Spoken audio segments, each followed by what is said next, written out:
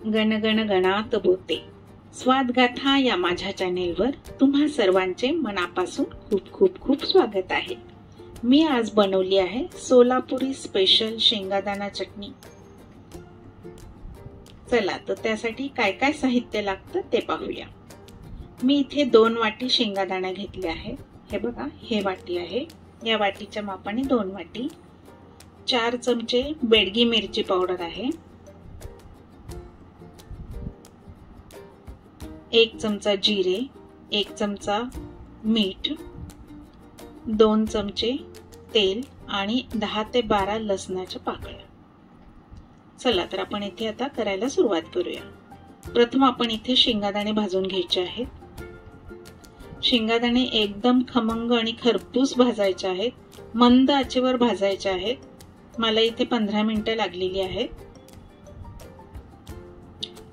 एक न एक शेंगादाणा पूर्ण आतपर्यंत भाजला गेला पाहिजे। शेंगादाणे भाजताय तोपर्यंत आपण इकडे जिरे बारीक कुटून घेऊया। त्याच्यामध्ये आता मी मीठ ऍड करते आहे आणि मीठ आणि जिरे बारीक कुटून घेऊया। जिरे पण जास्त बारीक नाहीत कुटायचे, उबडधोबडच कुटायचे आहेत आपल्याला। स्वादगाथा या माझ्या चॅनलवर जर तुम्ही नवीन असाल आणि माझं चॅनल जर सबस्क्राइब केलं नसेल तर लवकर लवकर सबस्क्राइब करा, लाईक करा, शेअर करा आणि बेल आयकॉनवर क्लिक करा। हे पहा, आता माझे जिरे कुटून झालेले आहेत। आता त्याच्यामध्ये थोडंसं मीठ घालूया। आता मीठ आणि जिरे असं दोन्ही मिळून कांडून घ्यायचं आहे। जास्त बारीक नाही काढायचं आहे, ओबडधोबडच कांडून घ्यायचं आहे।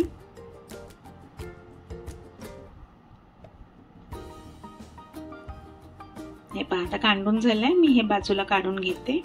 आता आपल्याला लसूण टेचून घ्यायचं आहे।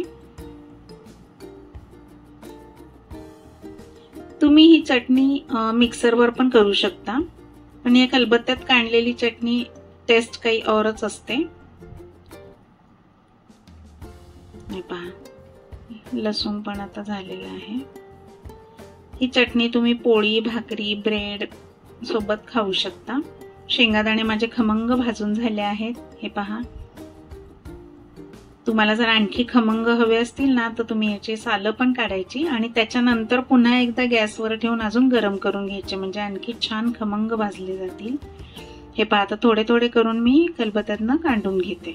ओबडधोबडच काढायचे आहे, जास्त बारीक नाही काढायचे आपल्याला। माझा खलबत्ता छोटा असल्यामुळे मला थोडं थोडंच प्रमाण घ्यावं लागत आहे। तुम्ही जर मिक्सरवर करणार असाल तर पल्स मोडवर टाकून करा। डायरेक्ट 1 वर किंवा 2 वर असं टाकून फिरवू नका, नाहीतर शेंगादाणे एकदम असे बारीक होतील। खूप बारीक झालेले शेंगादाणे पण या चटणीत नाहीत चांगले लागत। थोडेसे आबडधोबड आणि असे मोठे मोठे तुकडे दाताखाली आले की छान वाटतात। आता आपण याच्यामध्ये जिरे, मीठ आणि लसूण असं खलबत्त्यात बारीक काढून घेतलेलं आहे, ते सगळं मिक्स करायचं आहे। 4 चमचे बेडगी मिरची पावडर टाकायची आहे। तुम्हाला जर आणखी तिखट प्रमाण हवं असेल तर याच्यामध्ये तुम्ही 2 चमचे लवंगी मिरचीचं तिखट आणि 2 चमचे बेडगी मिरचीचं तिखट असं टाकू शकता।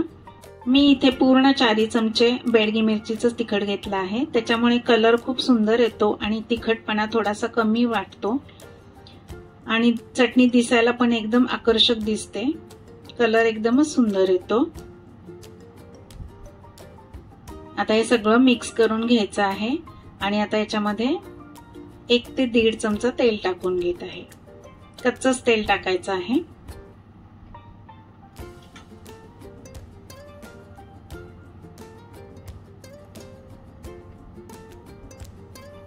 हे पहा, आता हे परत सगळं मिक्स करून घ्यायचं आहे आणि आपल्याला परत थोडं थोडं थोडं करून खलबत्त्यामध्ये कुटून घ्यायचं आहे।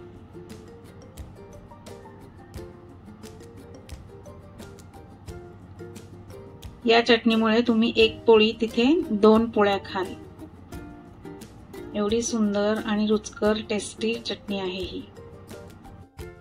तुम्हाला जर ही माझी रेसिपी आवडली तर तुम्ही पण नक्की करून पहा आणि ह्या छानशा चटणीचा आनंद घ्या। अशाच नवनवीन रुचकर स्वादिष्ट रेसिपींसाठी पुन्हा पुन्हा भेट द्या माझ्या स्वादगाथा चॅनेलला। चला तर मग भेटू आपण पुढील नवीन व्हिडिओमध्ये नवीन रेसिपीसह। तोपर्यंत मस्त खा आणि स्वस्त रहा। माझा व्हिडिओ पूर्ण पाहिल्याबद्दल खूप खूप खूप धन्यवाद। चला तर मग बाय, भेटू आपण लवकरच नवीन व्हिडिओमध्ये।